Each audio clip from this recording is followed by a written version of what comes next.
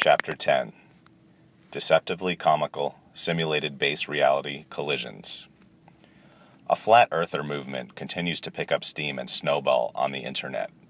If you haven't encountered this information yet, you might find it very funny on first hearing about it. It is exactly what it sounds like, so I won't get into detail explaining it.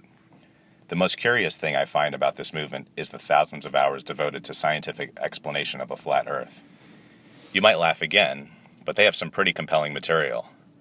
They are running what Musk might call outdated software from a previous level of the game. Flat earthers have one profound understanding, which may not be evident to most, that we are the center of the universe. They actually don't even live in a universe. They live in a mythical realm with a firmament of heaven above and hell below. Even if you believe flat earthers are delusional, using our perception scaffolding of prior chapters, we can see that their flat earth world is true, to them. When I apply the truth cipher to flat earth, it is difficult to see overt transgressions of morality if one chooses this position. I might only suggest that flat earth is too limiting a concept for the splendor of reality. Consider that we have established we create the world with consciousness. The globe world in an infinite universe speaks more to how powerful we really are.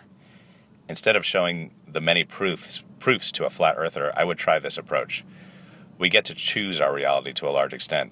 Choosing flat earth is choosing finite potential in humanity. Our potential is infinite.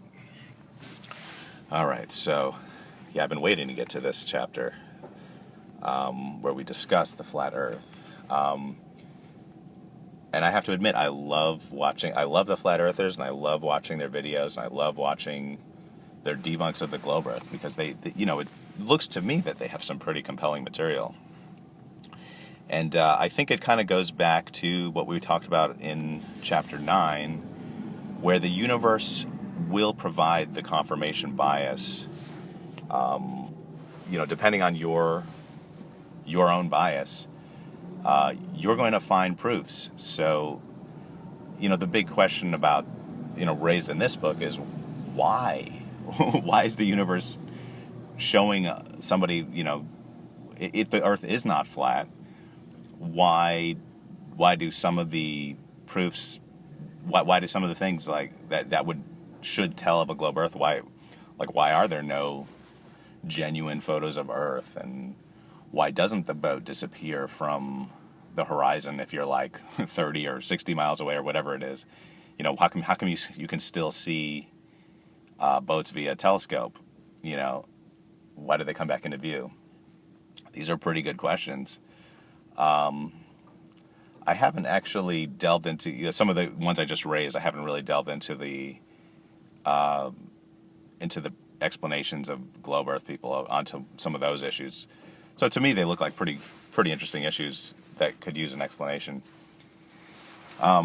It doesn't help the globe Earthers that NASA is another propaganda wing of the government, so you can't really trust anything coming out of NASA. So there's that whole thing. Like the question is, are we being lied to on such a vast scale that even the shape of the Earth is in question? That's in an objective event universe.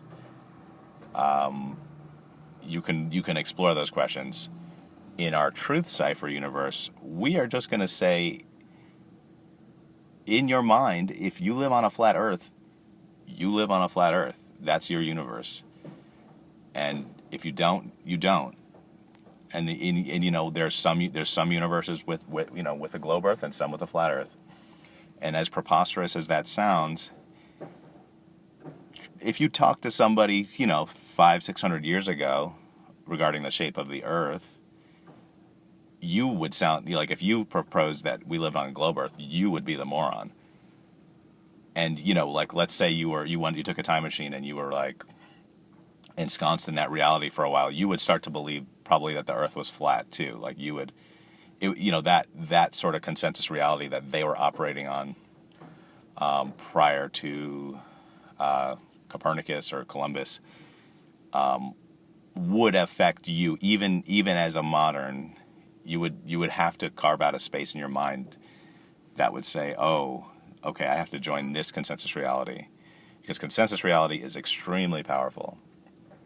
Like if you go on Facebook, let's say you're like me and you've kind of ejected from being a liberal, certainly not a right winger.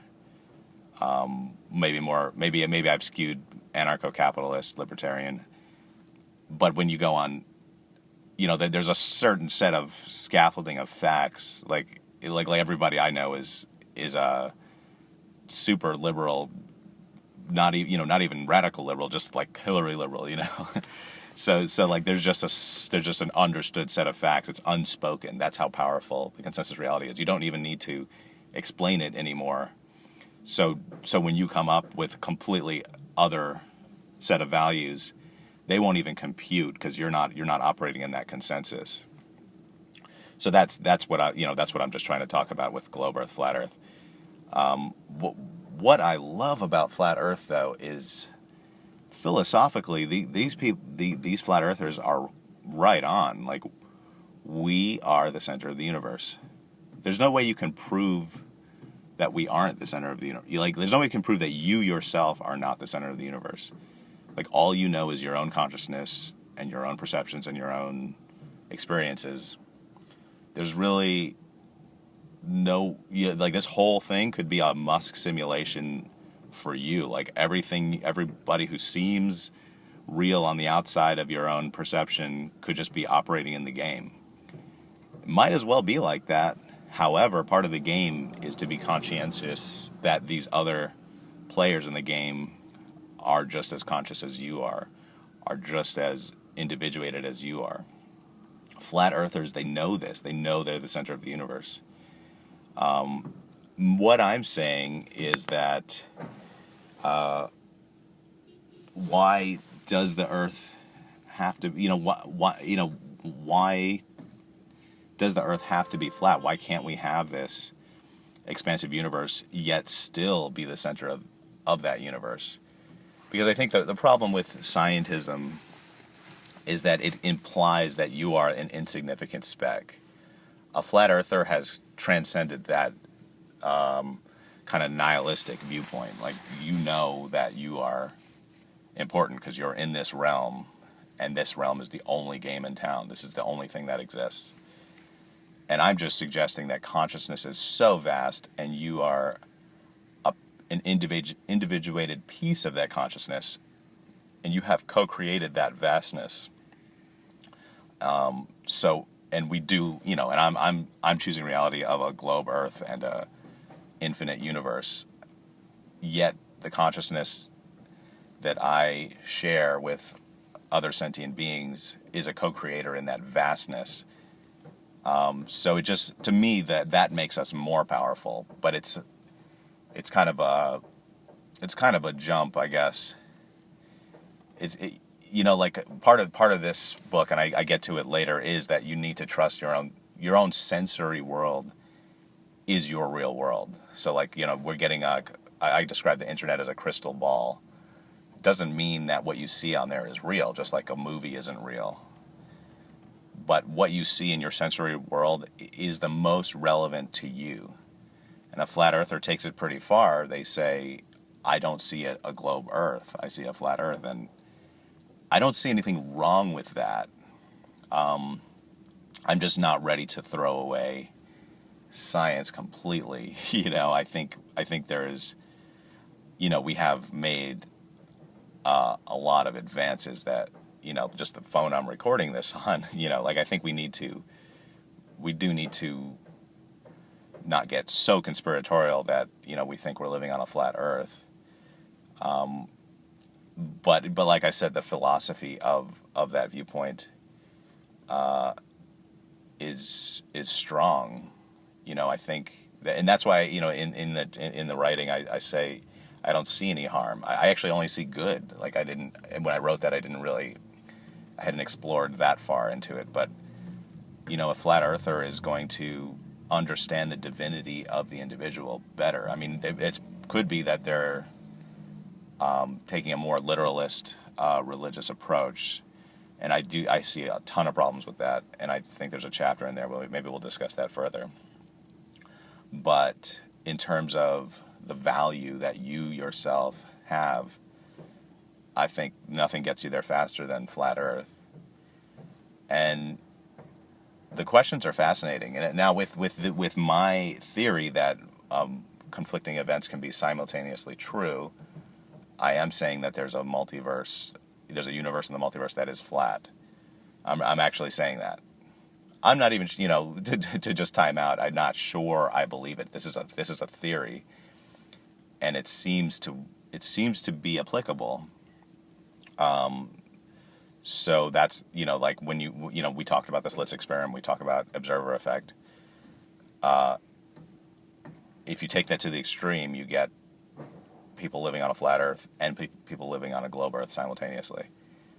And then there's other lines of thought that says, you really create imagination, actually creates the world.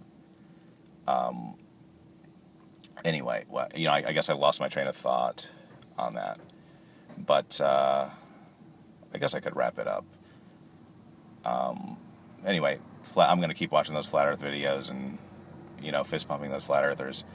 I'm not a flat earther myself. I don't think that matters. I love seeing that. I love seeing the proofs. Like, this is what the last point I wanted to make is. This is the point of this book, is that it is possible to hold two, or even more than two, several conflicting viewpoints in your mind at once. That's what I wanted to. That's really something. I think maybe we should talk about that a little bit before I close this out. So what this process for me has done is I can simultaneously walk this earth as if it's flat and as if it's globe. I can put myself in both shoes. I maybe ultimately I'm more biased to the globe, but I respect the flat Earth mentality. Just like in the last chapter we talked about terrorism, and there's several.